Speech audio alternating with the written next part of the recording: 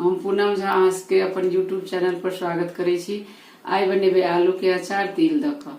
एके लेल चाहिए आलू, मटर, मूर, गाजर, हरा मिर्च, तिल, नमक, हल्दी, तेल चाहिए, एक नींबू चाहिए और मेथी चाहिए छौंका के लेल, पानी चाहिए।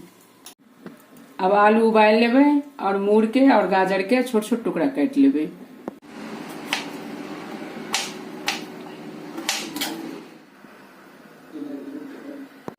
अब तिल के भूज लेबे लोहिया में, लाल होबे तक भूजबे।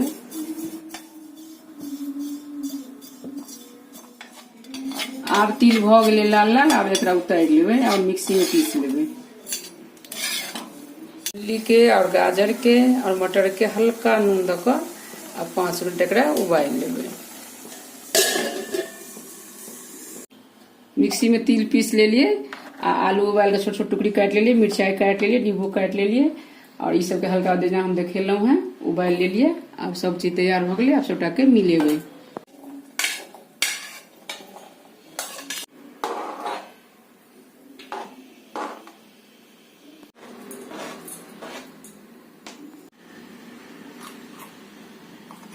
अब सब चीज में दे दिलिए। अब नमक दे देबे अंदाज से और नींबू गाड़ देबे।